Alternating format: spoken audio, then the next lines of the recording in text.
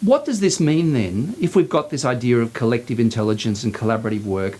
What does this mean for the traditional model of the bell curve, the normal distribution curve? So you've got to throw all the kids across this curve like this, and these kids, they did pretty bad, and these kids were in the middle, and these kids did exceptionally well, and we've got to spread them out across this curve because we want to have a system where we reward success by defining failure. We've got to have this tail of failure. We've got to have this lump of mediocrity in order to really reward these outstanding kids. Okay, so how does that work in a collaborative environment? Now, of course, it works in a traditional testing environment because we put the kids across the curve and we make sure we spread them across the curve. We do all sorts of statistical voodoo to make sure they end up across that curve. Okay, what's different about this? Well, actually, it is very, very different because in a way, what we're interested in is we're interested in competency or performance-based assessment where we actually want every kid to produce a great outcome. We don't want to put them, we don't want to have this construct of failure in order to reward some students as success. What we really want is success for everybody. Can I be facetious for a moment? We actually want no child to be left behind. This normal distribution curve leaves all these children behind because it's designed to leave children behind, because that's the only way the successful children or successful learners can be defined as successful, because we've got a whole lot that are mediocre or failures. So that's what we want to do. Okay, so let's go back to this collaborative process. I've done a piece of work which is not so great, and you've done a piece of work which is incredible, right? You've actually put a lot of time into it. You've gone back and you've edited it, you've thought about it a lot, and so on. Okay, then you get feedback. And the person who's done the great job gets feedback, oh, this is great, and you could make these small changes. And the person, I've done not a great job, and I get feedback saying, look, you really need to do a lot of work on this area, and a lot of work on this area, and a lot of work on this area in order to produce a better piece of work. Now, you know what the consequence is? The consequence is that the next piece of work, the good and the bad are closer to each other, right?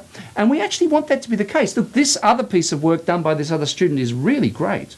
And we want to affirm that as great, but we want to bring that kid up whose work wasn't as good as close as possible to that standard. Then the next thing is that these then become, when they're published, when they become part of a student's portfolio, these then are things which other students can see. So immediately you can see what good work involves. You know the frustrating thing where you're given an assignment and you don't know really what you're meant to do, and until you see somebody who's done it, you don't get a picture of what you're meant to do. So the kid who wasn't doing very well, I wasn't doing very well, if I could see some examples of what you're meant to do, which I might see in already published work, so I might see last year's volcano projects published, for example, or I might be doing a volcanoes project, but I might see some excellent, wonderful insects projects which have already been published. It'll tell me what I have to do to be as successful as the people who are successful. So what I would like to mention about these collaborative environments is why can't they be oriented to a no-failure education paradigm? So our traditional paradigms were paradigms of structured failure. You've got to have this group failing, the middle mediocre, in order to define this group as a success. Now, what I've got now going is an incremental process where, sure, our starting points are not all that great, but we want to actually leave the best, get the best doing work which is better, slightly better at least, you know, in terms of those standards, but really work very hard on bringing the other students up. And what we find over and over again in these environments is a contraction of the distribution of outcomes, learner outcomes. So whereas the old system was based on spreading those outcomes out, a new logic of education in these environments, which is much more social, much more collaborative, much more transparent. You can see what other people are doing. You can know what standards you're supposed to be operating to. That will produce what is hopefully, ideally at some point in the future, a no-failure educational paradigm. Now this image here is of Phyllis Wheatley. Again, what we're talking about in these e-learning environments are environments of learning where the expression, the representation of your knowledge is very, very important. So she's a very important person who, as a young slave woman, learnt to read and write, wrote stuff, and was learning as a conduit, writing as a conduit for learning, and reading as a conduit for learning was really fundamental.